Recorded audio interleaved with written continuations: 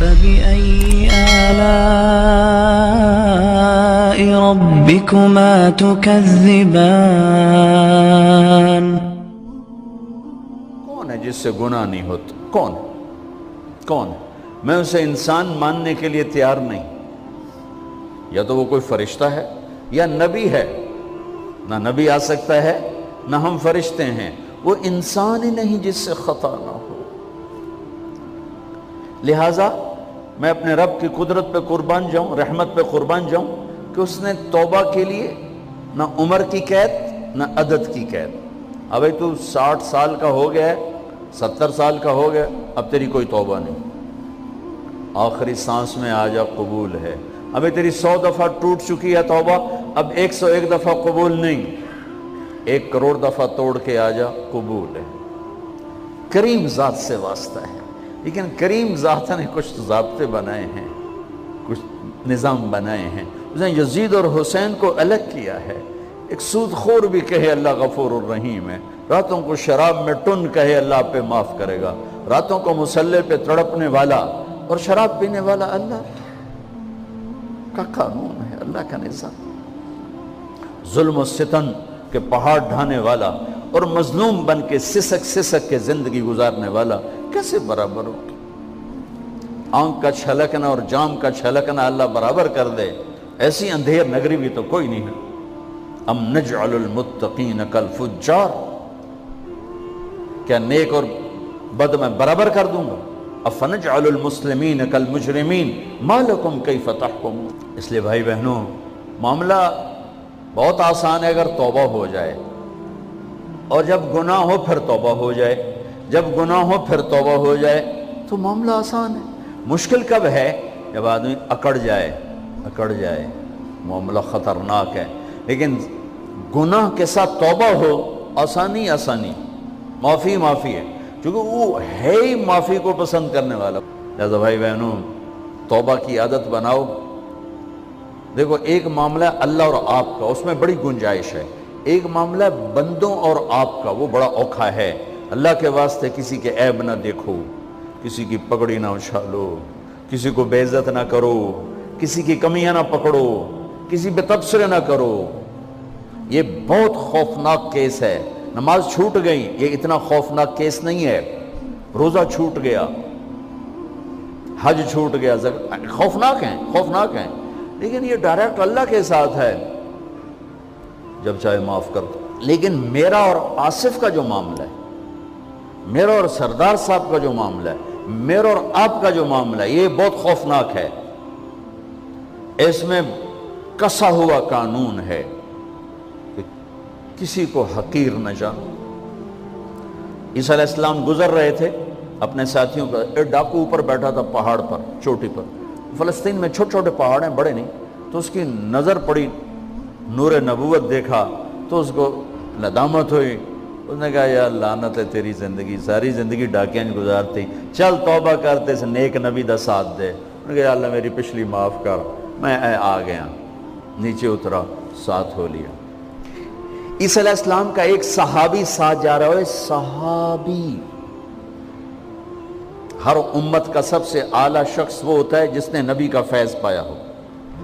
یہ ڈاکو، یہ صحابی. اس صحابی نے اس کو یوں دیکھا نفرت سے، اچھا یہ کتوں آ گیا. ایک تکبر پیسے کا ہوتا ہے، ایک تکبر نیکی کا ہوتا ہے. یہ پردے والی عورتیں بے پرد عورت کو یوں دیکھتی ہیں، انہیں نہیں پتا کہ انہوں نے بے پردگی سے بھی بڑی تباہی پھیلا تھی. ایک پیسے کا تکبر ہے، ایک نیکی کا تکبر ہے. ہم دیندار لوگ ہیں، ہم پردہ دار خواتین ہیں، یہ بے غیرت بے حیا ہیں. اور میں نے تو ناچنے والیوں میں بھی اللہ کی محبت کو دیکھا. اب نسیم وکی کی والدہ فوت ہوگی، میں نے اس کا جنازہ پڑھا تو سارے اداکار اکٹھے تھے. میں نے تھوڑا سا اللہ کے نبی کا ذکر کیا. میں نے جتنا ان کو روتے دیکھا، میں نے آج تک کسی کو ایسا روتے نہیں دیکھا. ہر مومن کے دل میں ایمان ہے.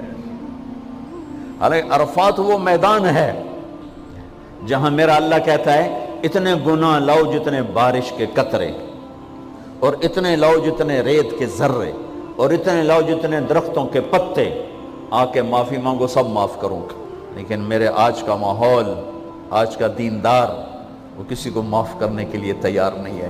ایک ہے میرا آپ کا معاملہ، بڑی احتیاط برتو، کسی کو حقیر نہ جانو، کسی کی کمی نہ دل میں لانا، کسی کے عیب نہ پکڑنا، کسی کی پگڑی نہ اچھالنا، ہر جگہ منہ پہ مار دی جائے گی۔ یوسف بن حسین ایک بزرگ گزرے، بڑے خطیب تھے، محدث تھے۔ جب انتقال ہونے لگا تو کہنے لگے یا اللہ، ایک میرے پاس 2 نمبری ہے اور ایک میرے پاس 1 نمبری ہے۔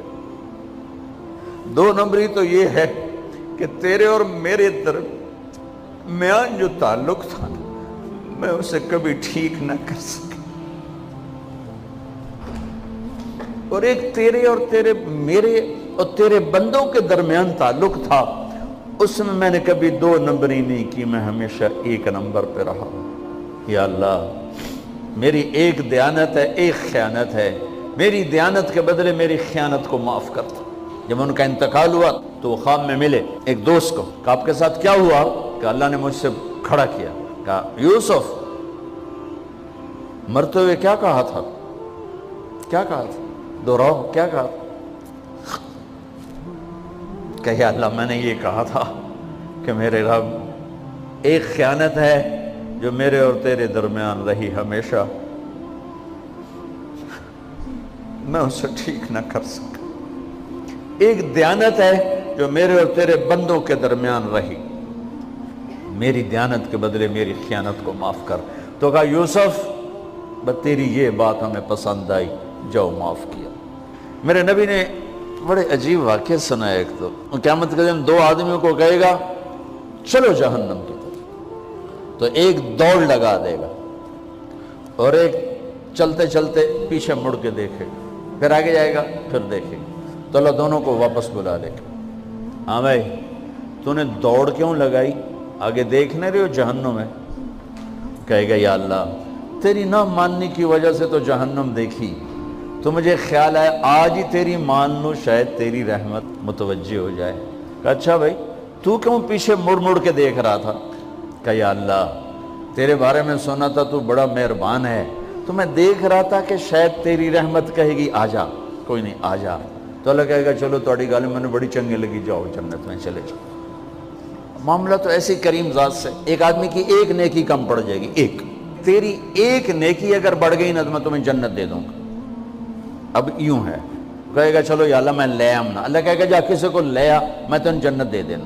وہ یا اللہ ایک تو میں نے لب جانی، وہ اپنی اماں، ابا، چاچے، تائے، بیوی، بیگم، بچے سب منکر ہو جائیں۔ کہنا بابا نا کی پتہ اساں اسے ایک تو تھوڑ جاوی، کیا پتہ ساڑی ہو ایک تھوڑ جاوے، عزیزہ نہیں دین دے، عزیزہ نہیں دین دے۔ کہے گا ہائے میں مر گیا۔ تو ایک آدمی اس کی ہائے سنے گا، وہ کیوں ہے ہی؟ کہ ایک نیکی تو مار کھا گیا۔ کہے گا موجاں کر، تیرا کام بن گیا۔ وہ کہے گا وہ کیسے؟ وہ کہے گا میرے کو ہے ہی ایک کو، تو لے جا، میرے کڑے کم تھی، تو لے جا، میرے کو ہوئے تامی اگے، نہ ہوئے تامی اگے، یا تو لے جا۔ وہ چھلانگے مارتا ہوا ہے گا، یا اللہ میرا کم بن گیا۔ اور کیسے بن گیا؟ کہا وہ کہتا میں دیتا ہوں۔ کہا اس کو بلاؤ، اس کو بلایا جائے گا۔ ابھی تم اس کو نیکی دے رہے ہو؟ کہ جی دے رہا ہوں۔ کیوں دے رہے ہو؟ کہ یا اللہ میرے کسی کام کی، میرے لیے تو تیرا، میں ایک نیکی نال کیڑی جنت لے سکن۔ تو اللہ تعالیٰ فرمائیں گے اچھا آج مجھ سے بڑے سخی بننا چاہتے ہو؟ آج مجھ سے بڑا سخی کوئی نہیں ہے، چل تیری سخاوت پہ تو بھی جنت میں جائے، یہ بھی جنت۔ اس لحاظ سے معاملہ بہت آسان ہے، مشکل نہیں ہے۔ اگر ہم گناہ پر توبہ کر رہے ہیں تو معاملہ آسان ہے، گناہ کر کے ڈٹ جائیں پھر معاملہ خوفناک ہے۔ یہ نیکی کے تکبر میں یا گناہ پہ اڑ جانا یہ خوفناک چیز ہے۔ لیکن اگر ہم معافی مانگ رہے ہیں تو مسئلہ ہی کوئی نہیں۔ سب سے آسان کام ہے اللہ کو راضی کر، سب سے آسان کام۔ چونکہ اللہ اگر میں آصف صاحب کو معاف نہیں کرتا، کیوں؟ کہ میرے دل پر اثر ہے۔ سردار صاحب مجھے معاف نہیں کر رہے، کیوں؟ کہ میری زیادتی کا دل پر اثر ہے، اس لیے معاف کرنے میں آدمی دیر کرتا ہے۔ اللہ کیا کہتا ہے؟ تم سارے سجدے میں گر جاؤ میرے اوپر کوئی اثر نہیں، تم سارے پتھر کے آگے گر جاؤ میرے اوپر کوئی اثر نہیں، اثر سے پاک ہے۔ لہذا ادھر منہ سے نکلتا ہے یا اللہ معاف کر، اور ادھر سے جواب آتا ہے جاؤ معاف کر دیا۔ اتنا بھی نہیں کہتا اے دوبارہ تو نہیں کرو گے، دوبارہ تو نہیں کرو، اتنا بھی نہیں کہتا، اوے پھر کرو گے، جاؤ معاف کرو، جاؤ معاف۔ میرا بندہ میری بندی توبہ کا برتن توڑ دیا، آجا جوڑ دیتا ہوں، پھر توڑ دیا، آجا جوڑ دیتا ہوں، پھر توڑ دیا، آجا جوڑ دیتا ہوں، 1,00,000 دفعہ توڑا، 1 کروڑ دفعہ توڑا، آجا۔ کیسے جوڑتا ہوں؟ کیسے جوڑتا ہوں؟ کہ یہ جو جوڑ ہیں نظر آئیں گے، لیکن میں جب تیری توبہ کا برتن جوڑوں گا تو کہیں جوڑ نظر نہیں آئے گا، لگے گا توبہ ٹوٹی ہی کوئی نہیں، یہ تیرے کرامن کاتبین کو بھی نظر نہیں آئے گا۔